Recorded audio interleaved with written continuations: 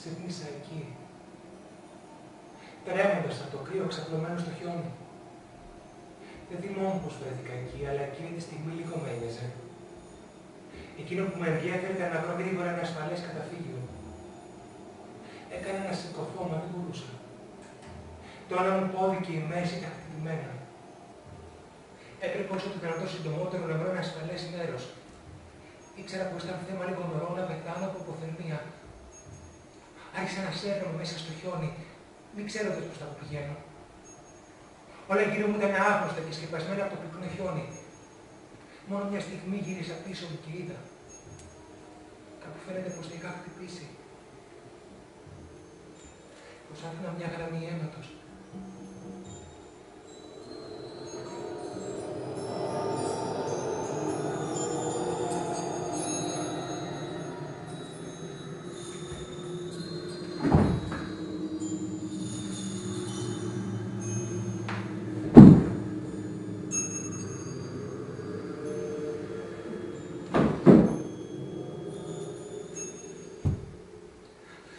Αν φοβάμαι, θα με ρωτούσες αν φοβάμαι. Μα φυσικά πως μπορούσα να γίνει αλλιώς. Το παράξενο όμως είναι πως δεν φοβόμουν πως θα πεθάνω. Φοβόμουν πως θα πεθάνω εκεί μόνος, χωρίς ποτέ κανένας να με βρει. Γι' αυτό έβαλα όση δύναμη είχα σφίγγοντας τα δόντια να συρθώ. Αφήνοντας πάντα πίσω μου εκείνη τη διακεκομένη, λεπτή κόκκινη γραμμή. Ναι, πράγματι, τα χειρότερα δεν είχαν έρθει ακόμα. Τα πυκνά σύννεφα άρχισαν να κατεβαίνουν και το χιόνι να πέφτει όλο και πιο γρήγορο, όλο και πιο πυκνό από τον άνεμο. Κι εγώ κινιόμουν αντίθετα τη φορά του ανέμου. Δεν θυμάμαι πόση ώρα έχει περάσει όταν βρέθηκα μπροστά σε ένα ποταμό, που με τίποτα δεν έβλεπα από πού άρχισε και ήταν ανθρωπίνος αδύνατο να ξεχωρίσω που τελείωνε. Δεν είχα λυθεί έξοδο.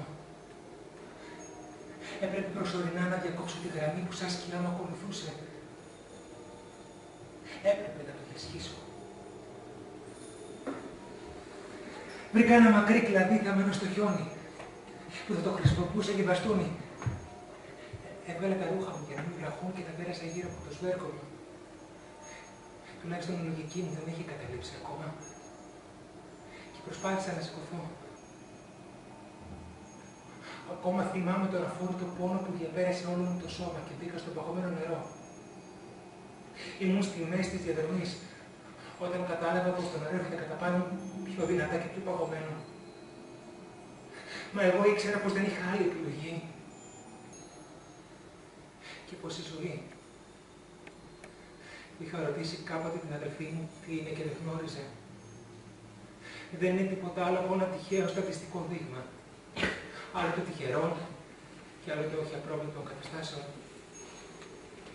Δεν ξέρω. Δεν θυμάμαι πολύ σίγουρα πόση ώρα είχε περάσει. Γι' αυτό είμαι σίγουρος. Μια μικρή διαδρομή που οι φυσιολογικές συνθήκες θα έκανα μόλις λίγα λεπτά για να τη διασχίσω. Εγώ για ώρες πάλευα με τον πόνο, τον καιρό και εμένα για να την κάνω.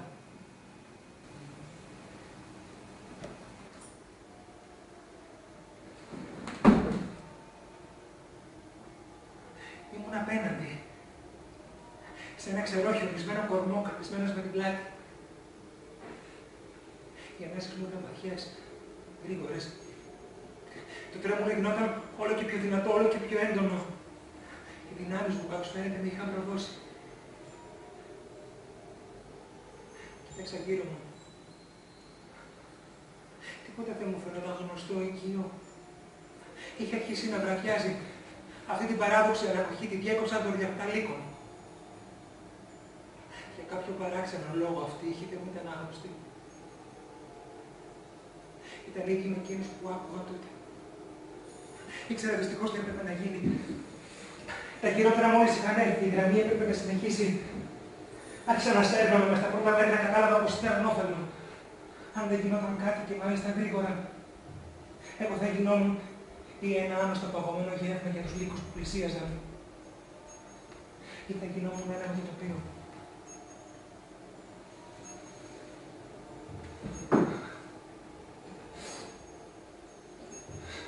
Με είχες ρωτήσει κάποτε τι είναι η ζωή. Μα τότε δεν σου απάντησα. Δεν ήξερα. Σήμερα έμαθα, εσύ με θυμήθηκες.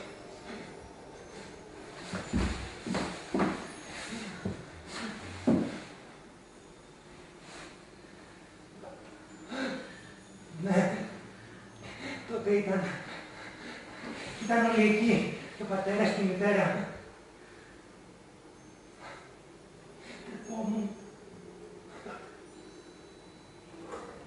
Ούτε να την κοιτάξω δεν μπορούσα.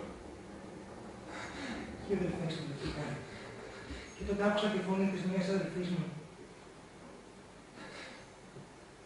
Το ήξερα. Για πρώτη φορά είχα πραγματικά δικαιωθεί. Όλα είχαν τελειώσει.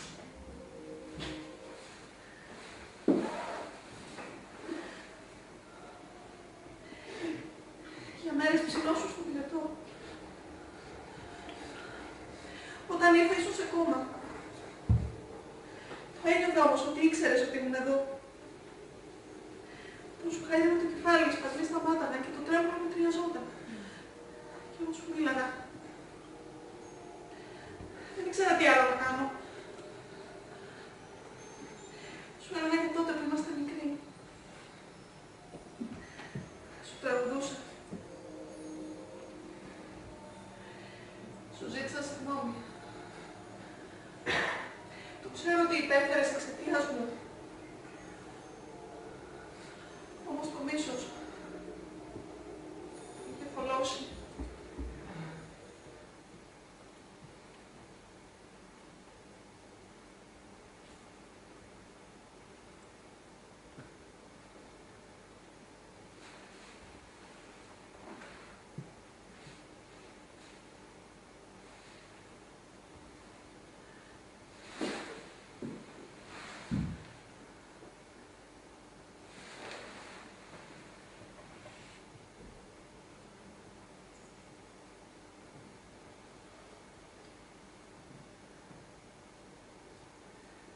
Είναι εκείνη η ανάσα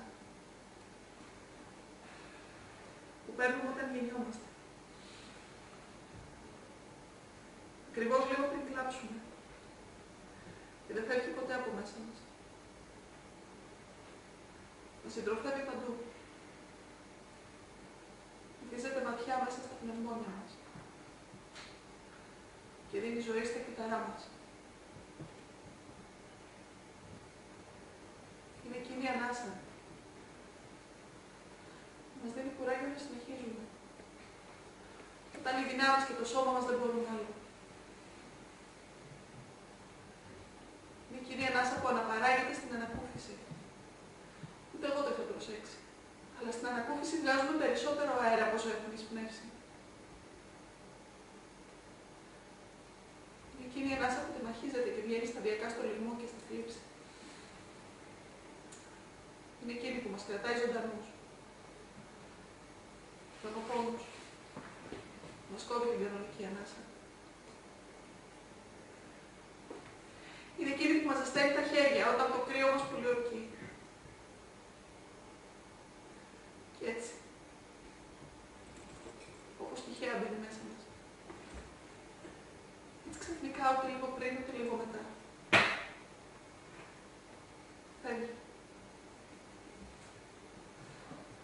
Άλλοι τη λένε ψυχή, ποιος ξέρει. Αυτό είναι η ζωή. Το ταξίδι μιας ανάσας. Μη φεύγεις. Σε παρακαλώ, μη φεύγεις. Μπόρεσα μόνο να σου πω εκείνη την ώρα. Και είμαι σίγουρη πως με άκουσες, μα δεν το έφυγες. Γιατί μ' άφησες μόνη.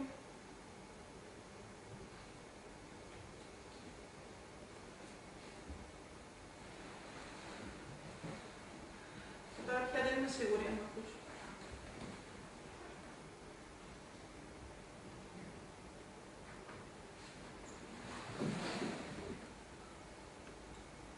πως έφυγα. Κοίταζα το σώμα μου που το σκέπαζε αργά-αργά το χιόνι. Σαν χώμα. Πάνω που το πόδι και η μέση ήταν χτυπημένα. Εγώ δεν αιμορραγούσα από πουθενά. Εκείνο το αίμα, που για ώρες θυμάτευε την πορεία μου. Δεν ήταν δικό μου. Και τότε άκουσα τη φωνή της αδερφής μου. Μη φεύγεις. Σε παρακαλώ.